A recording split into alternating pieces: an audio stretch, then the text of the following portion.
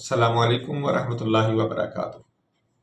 हमारा आज का टॉपिक जो है ये हमारा तीसरा टॉपिक है मोटापे के हवाले से। और मोटापे के हवाले से हमारा जो टॉपिक है इसमें जो आज हम बात करेंगे वो होगा मौरूसी मोटापे के ऊपर, यानी कि जेनेटिक ओबेसिटी के ऊपर हम बात करेंगे। अक्सर ये सवाल किया जाता है कि क्या ये मौरूसी है? जी हाँ, मौरूसी भी होता है। ऐसा नहीं है कि सारे का सारा मोटापा मौरूसी होता है। ये 30 से 70% के दरमियान अगर हम इसे कहें, या 40 से 70% के दरमियान जो मोटापे की अक़साम है ये मौरूसियत से ताल्लुक़ रखती हैं।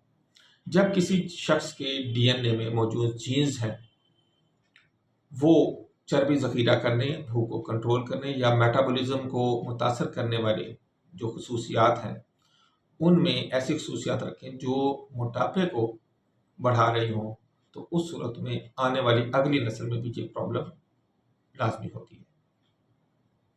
ऐसी सूरत में वज़न बढ़ने का खतरा पैदाइशी तौर पर ज़्यादा हो जाता है। तहकीक के मुताबिक, जैसे मैंने पहले आपसे जिक्र किया था, 40% से लेके 70% तक किरदार मोटापे में जीनियाती अवामिल का होता है, यानी कि मौरूसियत का होता है। अगर दोनों वालिदैन मोटे हों,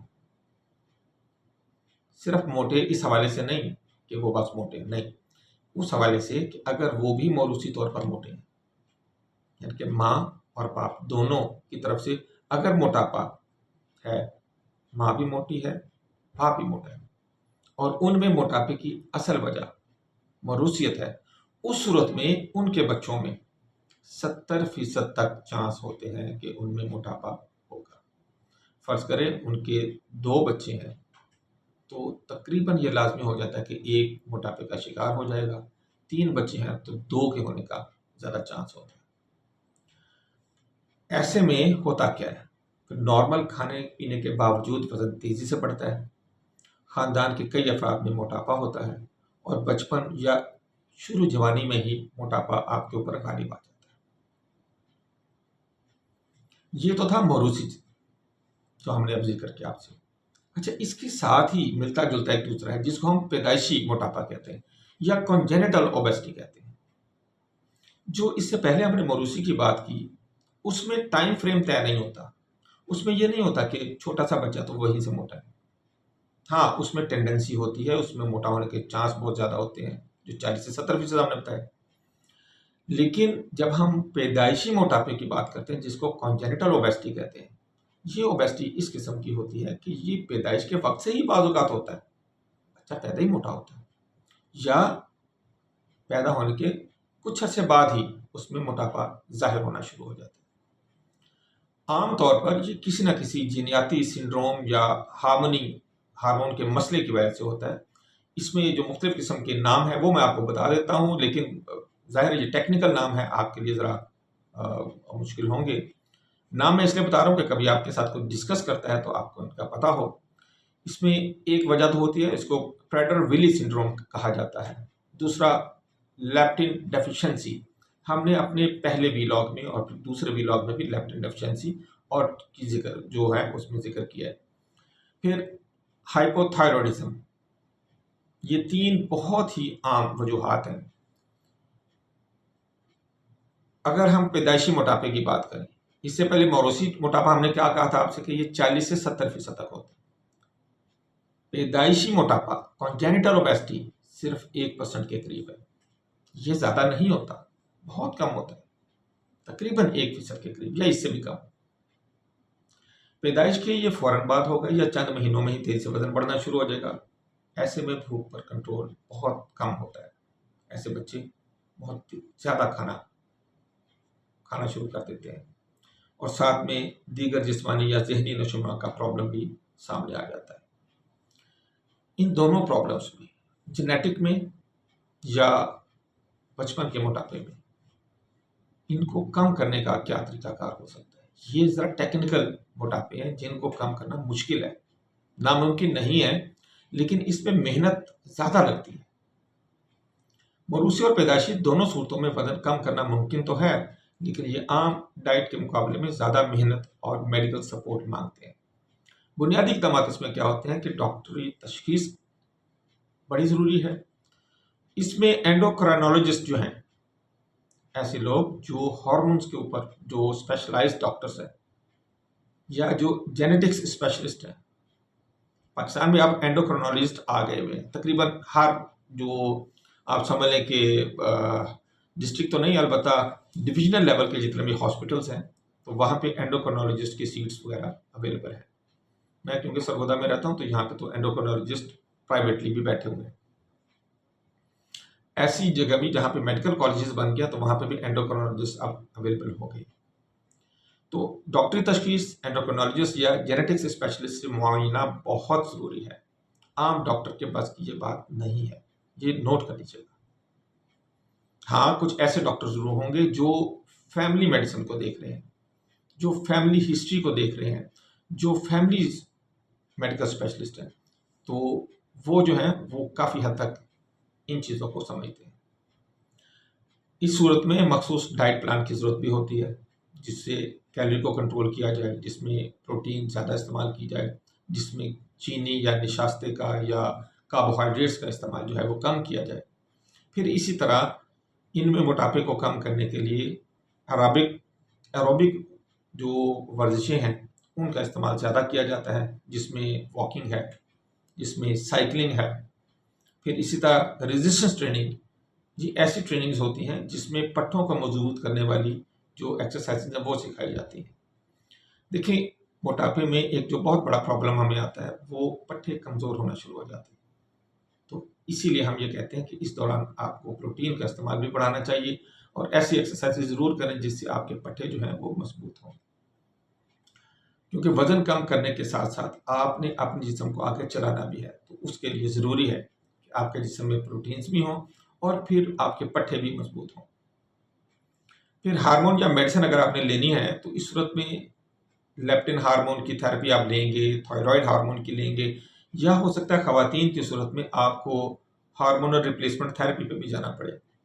तो ये सारे सप्लीमेंट या जो दवाएं हैं ये सारी की सारी आप एंडोक्रोनोलॉजिस्ट के मशवरे के बगैर ना लें। याद रखिएगा, मैं बार बार कह रहा हूँ, एंडोक्राइनोलॉजिस्ट जो है ये इस हवाले से बहुत ज़रूरी है। फिर बैरिएट्रिक सर्जरी की हम बात करते हैं शदीद केसेस में जहाँ BMI 35 और 40 से भी ऊपर चला गया है, बाज़ औक़ात तो इससे भी ऊपर चला जाता है, तो वहाँ डायबिटीज़ के साथ साथ ब्लड प्रेशर और फिर और दूसरी बीमारियां भी बढ़ने का चांस बहुत ज़्यादा हो जाता है। तो यहाँ पर क्या किया जाता है कि बैरिएट्रिक सर्जरी की जाती है। इसके मतलब हम आपको अभी थोड़ी देर में मजीद डिस्कस इस पर करेंगे, बैरिएट्रिक सर्जरी और बैरिएट्रिक तरीकाकार के ऊपर। अहम बात यह है कि मौरूसी मोटापे में वज़न कम करना मुमकिन है, मगर इसकी रफ्तार आम जो दूसरा मोटापा है उसकी निस्बत इसमें वज़न कम होने की जो रफ्तार है बहुत कम होती है। ये याद रखिएगा, वज़न कम ज़रूर हो जाता है लेकिन उतनी तेज़ी से नहीं होता जितनी तेज़ी से दूसरे लोगों का हो जाता है। इसलिए ऐसे मरीज़ों को मायूस हरगिज़ नहीं होना, नाउम्मीद नहीं होना, किसी सूरत में भी नहीं होना। वो दूसरों के मुकाबले में जब 1 किलो वज़न कम करते हैं तो इसका ये मतलब है कि इन लोगों ने अपनी मेहनत के साथ अगर वो 10 किलो वज़न कम करें और इन्होंने 1 किलो कम किया तो ये एक बराबर है। क्यों? इसमें मेहनत बहुत ज़्यादा लगती है। उसकी रीज़न्स जेनेटिक भी हैं और बहुत सारी और भी हैं। तो लाइफ़स्टाइल को अगर ऐसे लोग अपना बेहतर बनाना, आहिस्ता-आहिस्ता बेहतर बनाना शुरू करें तो ये अपनी ज़िंदगी को ज़्यादा अच्छी तरह से लुत्फ़अंदोज़ हो सकते हैं। ये याद रखिएगा, अगर जीनियाती मोटापा है आप पर या आपके ऊपर मौरूसी मोटापा है, आपको भी ज़िंदगी उतनी ही अच्छी गुजारने का हक है जितनी किसी और को। ये ज़रूर है कि इस सूरत में आपको दूसरों की निस्बत थोड़ी ज़्यादा मेहनत करनी पड़ेगी, लेकिन मैं जानता हूँ कि ये मोटापा आपका कुछ नहीं बिगाड़ सकता। आप हिम्मत वाले हैं, आप उम्मीद वाले हैं, आप अपना भी वज़न कम करेंगे और आप अपने साथ दूसरे लोगों को भी उम्मीद दिलाएंगे। बैरिएट्रिक की हमने पीछे एक टर्मिनोलॉजी इस्तेमाल की थी, मैं थोड़ा सा उसके मुतालिक आपको बता दूं। बैरिएट्रिक का मतलब होता है मोटापे के इलाज से मुतालिक तिबी शोबा, ख़ास तौर पर सर्जरी के हवाले से। मेडिकल मैनेजमेंट और वज़न कम करने के स्पेशल प्रोग्राम्स जो हैं उसमें बैरिएट्रिक इलाज में आम तौर पर ये शामिल होते हैं। इसमें बैरिएट्रिक सर्जरी होती है, इसमें गैस्ट्रिक बाईपास होता है, इसमें स्लीव्स गैस्ट्रेक्टमी इसको हम कहते हैं, एडजस्टेबल गैस्ट्रिक बैंड होता है इसके अंदर। ये 4-5 ऐसे सिलसिलाकार हैं। मैं इनकी डिटेल आपको इसलिए नहीं बता रहा कि ये मेडिकल के प्रोसीजर्स हैं। इसको एक तो आपको समझाएंगे तो शायद आपको उतनी अच्छी तरह समझ ना आए। ये भी हो सकता है कि मैं क्योंकि आपको अच्छी तरह ना समझा पाऊँ अपनी कम इल्मी के बायस, तो आपको इन प्रोसीजर्स के मुतालिक कोई गलत फहमी ना हो जाए या खुश फहमी भी ना हो जाए। तो दोनों सूरतों में आपका नुकसान है। मैंने सिर्फ नाम इसलिए लिए हैं कि जब आप किसी भी इस तरह के प्रोसीजर की तरफ जाएं तो आपको इन नामों से कुछ शनासाई हासिल हो। आप जब डॉक्टर के साथ, जब मेडिकल के शोबे के साथ ताल्लुक़ रखने वाले लोगों से जब बात करें तो आपको उनकी बात समझने में आसानी हो। तो मैं दोबारा बता देता हूँ, इसमें बैरिएट्रिक सर्जरी होती है, इसमें गैस्ट्रिक बाईपास होता है, इसमें स्लीव्स गैस्ट्रेक्टमी होती है, फिर एडजस्टेबल गैस्ट्रिक बैंड जो है वो इस्तेमाल किया जाता है, फिर मेडिकल डाइट प्रोग्राम्स हैं, फिर हार्मोनल और मेटाबॉलिक थेरेपीज़ हैं, फिर काउंसलिंग और फॉलोअप है। ये बहुत 6 या 7 तरीकाकार हैं जिनको फॉलो करके हम आगे बढ़ते हैं, और सारे के सारे प्रोसीजर को हम बैरिएट्रिक कहते हैं। हम थोड़ा सा कंपैरिजन आपको दे दें पैदाइशी और मौरूसी मोटापे में, छोटा सा जल्दी से देंगे कि मौरूसी मोटापा क्या है। ये जीन्स में तब्दीली की वजह से मेटाबॉलिक और चर्बी ज़ख़ीरा करने के निज़ाम को मुतासर करने का एक सिस्टम है, जबकि पैदाइशी ये मौरूसी मोटापा है। जबकि पैदाइशी मोटापे में क्या है कि पैदाइश के वक्त से ही हार्मोन या जीनियाती सिंड्रोम की वजह से वजन बढ़ जाता है। दोनों में मोटापा बढ़ने का वक्त क्या है? मौरूसी मोटापे में बचपन या जवानी में बढ़ जाता है, जबकि पैदाइशी में पैदाइश के फौरन बाद या चंद महीनों बाद ही वजन बढ़ना शुरू हो जाता है। मोटापा बढ़ने की शरह जो है या मोटापा होने की शरह जो है वो मौरूसी मोटापे में ज़्यादा है, ये 40 से 70% तक देखा गया है, जबकि पैदाइशी मोटापा सिर्फ 1% के करीब होता है। अहम वजूहात जो हैं मौरूसी मोटापे में फैमिली हिस्ट्री, मेटाबॉलिक जीन्स में तब्दीली वगैरह का वजह है, जबकि पैदाइशी मोटापे में जो वजूहात मैंने पहले भी आपसे जिक्र किया वो प्रेडर विली सिंड्रोम है, लेप्टिन की कमी है, हाइपरथायरॉयडिज्म है। तो ये सारी वजूहात हैं। इसमें इलामात क्या हैं? मौरूसी के हवाले से अगर हम देखेंगे तो ख़ानदान के कई अफराद में पहले से ही मोटापा होता है और नॉर्मल डाइट पर भी ये वज़न बढ़ना शुरू हो जाता है, जबकि पैदाइशी मोटापे में तो ये तो वज़न के क्योंकि पैदाइश के फ़ौरन बाद ही हो जाता था तो ये ऑब्वियस होता है, ये सामने आपको नज़र आ जाता है। इलाज के हवाले से जैसे हमने पहले भी आपसे जिक्र किया कि जेनेटिक हो या कॉन्जेनिटल हो, दोनों ज़रा थोड़े से मुश्किल हैं आम हालात की निस्बत। तो मौरूसी में डाइट भी होती है, वर्जिश भी होती है और तवील मुद्दती लाइफस्टाइल चेंजेस हैं, जबकि पैदाइशी मोटापे में मेडिकल इलाज भी है, हार्मोन थेरेपी भी है और खुसूसी डाइट इसके लिए ख्याल किया जाता है। इस हवाले से बहुत अच्छे डाइटिशियंस के साथ आप रब्ता करें और बगैर किसी अच्छे डाइटिशियन के किसी भी डाइट प्लान पे अमल ना करें, ये आपकी सेहत के लिए नुकसानदेह भी हो सकता है। अच्छा, वजन कम होने की रफ्तार जो है मौरूसी मोटापे में और कॉन्जेनिटल दोनों में सुस्त होती है, कम होती है, लेकिन कम किया जा सकता है इसे। मेडिकल सपोर्ट मौरूसी मोटापे में बाज़ औक़ात इसकी बहुत ज़रूरत पड़ जाती है, लेकिन हर दफ़ा ज़रूरत नहीं होती। लेकिन कॉन्जेनिटल जो ओबेसिटी है ना, इसके अंदर मेडिकेशन की ज़रूरत आपको या मेडिकल सपोर्ट की ज़रूरत रहती है, उसके बगैर इसको हम कम नहीं कर पाते। तो बहरहाल आज का ये हमारा था पैदाइशी मोटापे के ऊपर और मौरूसी मोटापे के ऊपर हमारा एक टॉपिक था। आपको कैसा लगा? आप इस बारे में मज़ीद क्या जानना चाहते हैं?